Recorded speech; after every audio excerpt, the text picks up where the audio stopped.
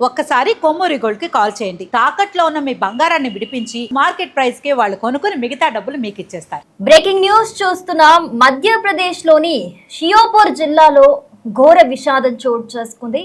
నిన్న రాత్రి ఒక ఎర్రటి పుచ్చకాయని తెచ్చుకొని తిని ఒక ఇంట్లో తండ్రి మృతి చెందగా కొడుకు ఇప్పుడు ఐసీయూలో చాలా సీరియస్ గా ఉన్నట్టుగా సిచ్యువేషన్ ఉన్నట్లుగా మనకి తెలుస్తోంది.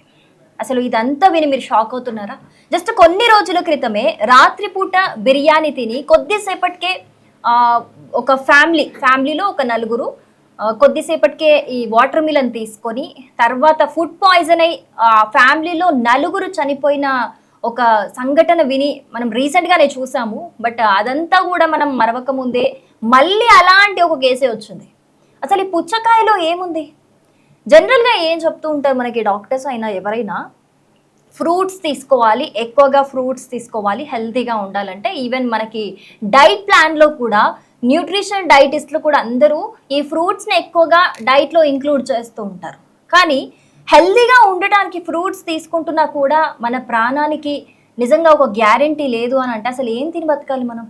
ప్రీవియస్గా కొన్ని కేసెస్ ఇలాంటివి ఫుడ్ పాయిజన్ కేసెస్ చూసుకుంటే మనకి ఒక 3-4 months బ్యాక్ అనుకుంటా, ఐ థింక్ 6 months బ్యాక్ ఒక ఫ్యామిలీ మటన్ తిని ఫ్యామిలీ మొత్తం ఫుడ్ పాయిజన్ అయ్యి చాలా మంది చనిపోవడం జరిగింది. సో ఇది చూసాం. సరే, చికెన్ మటన్ అంటే మేబీ తీసుకొచ్చిన వాళ్ళు ఫ్రోజన్ చేసి దాన్ని నిల్వ ఉంచి తీసుకురావడం వల్ల అలా ఫుడ్ పాయిజన్ అయింది అనుకోవచ్చు. అదొక మాంసాహారం కాబట్టి వికటించి ఉండొచ్చు అని మనం అనుకోవచ్చు.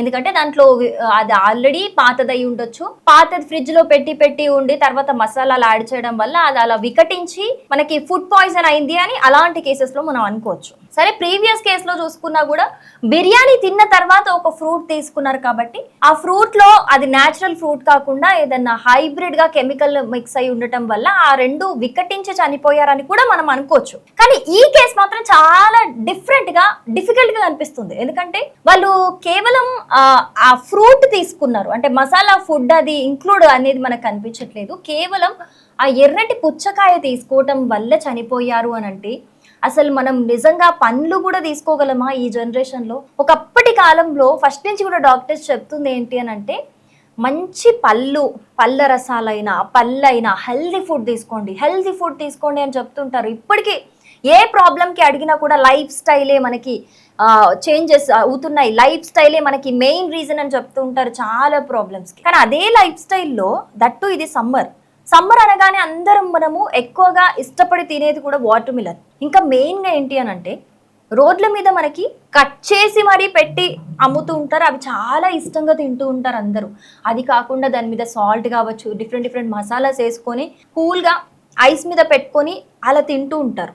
నార్మల్గా బయట అంతా కప్పి ఉండి వచ్చి ఇంటికి తీసుకొచ్చి దాన్ని బాగా కడిగి తర్వాత శుభ్రం చేసుకొని నీట్గా కట్ చేసుకొని తింటేనే మన ప్రాణానికి ఎలాంటి గ్యారంటీ లేదు. అలాంటిది బయట వాళ్ళు డస్ట్కి ఎక్స్ప్లోర్ చేస్తున్నారు ఆ పుచ్చకాయని. అలాంటి ఒక పుచ్చకాయలు తింటే ఇంకేమవుతుంది చెప్పండి? మన హెల్త్ అంటే హెల్తీగా ఉండాలంటే ఫ్రూట్స్ తీసుకోవాలి, కానీ ఈ రోజుల్లో వస్తున్న ఫ్రూట్స్కి ఎంత గ్యారంటీ ఉందో చెప్పండి? ఒక పుచ్చకాయ తిని ప్రాణం పోతుందని వాళ్ళు కూడా ఎక్స్పెక్ట్ చేసి ఉంటారా అసలు?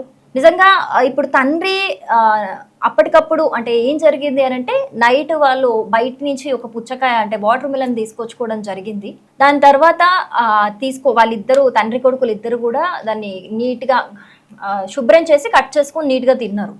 తిన్న కొద్దిసేపటికే వాళ్ళకి కంప్లీట్ ఫుడ్ పాయిజన్ అయిపోయి తీవ్రంగా విరోచనాలు, వామిటింగ్స్, ఎవ్రీథింగ్ ఒక్కటేసారి సిచ్యువేషన్ అంతా సివియర్ అయిపోయింది. అప్పటి వరకు హెల్తీగా ఉన్న వాళ్ళు ఒక్కటేసారి చూడండి సిచ్యువేషన్ ఎలా ఉంటుంది, అసలు ఏం జరిగింది అని ఒక క్వశ్చన్ మార్క్ వస్తుంది వాళ్ళకి కూడా. సో అప్పటికప్పుడు వాళ్ళని ఆసుపత్రికి తీసుకెళ్తే ఏమైంది అని చెప్పి తండ్రి హాస్పిటల్కి తీసుకెళ్ళి ఒక చికిత్స పొందుతూ ఆయన మృతి చెందడం జరిగింది. కొడుకు పరిస్థితి మాత్రం చాలా విషమంగా ఉందని ఇప్పటికీ ఆయనకి ట్రీట్మెంట్ అందిస్తూ ఉన్నారు. అయినా కూడా చాలా క్రిటికల్ సిచ్యువేషన్ అని చెప్తూ ఉన్నారు. సో నిజంగా ఎన్ని వార్తలు చూస్తున్నాం మనం లేచినప్పటి నుంచి. ఒక ఫ్రూట్ తినాలన్నా కూడా భయం వేస్తుంది. ఎందుకు అనంటే మనకు భీష్మ మూవీలో ఉంటుంది, ఒక 6 నెలలకు పండిస్తే పంట కానీ 1 నెలలో పండిస్తే ఏంటి అని కదా. ఇప్పుడు ఫ్రూట్స్ కూడా అలాగే అవుతున్నాయి. అన్ని ఎర్లీగా తీసుకొచ్చేసి టైం లేదు ఎర్లీగా తీసుకొచ్చేసి అవి మగ్గబెట్టడానికి కొన్ని కొత్త కెమికల్స్ ఇవ్వడం కావచ్చు, లేకపోతే అది లోపలది రెడ్గా ఉండడానికి కెమికల్స్ ఇవ్వడం కావచ్చు, ఇలాంటివి చేస్తూ ఉన్నారు.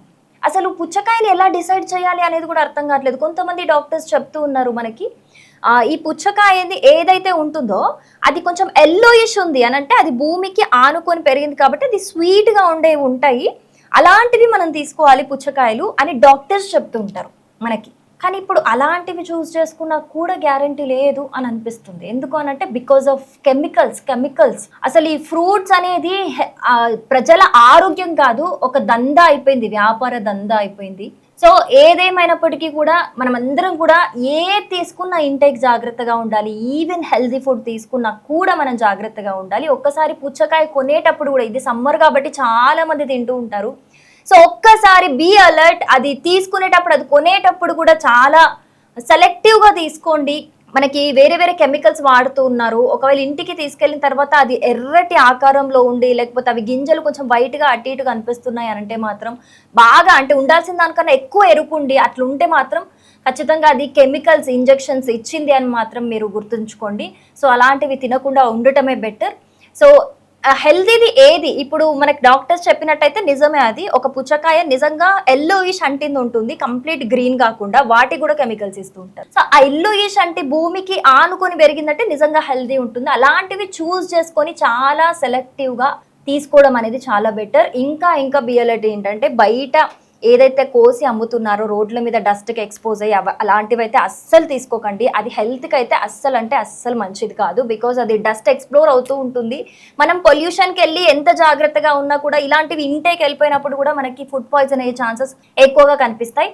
సో ఈ ఇన్సిడెంట్ విన్నాక మీకేమనిపించింది అనేది ఖచ్చితంగా కింద కమెంట్ చేయండి.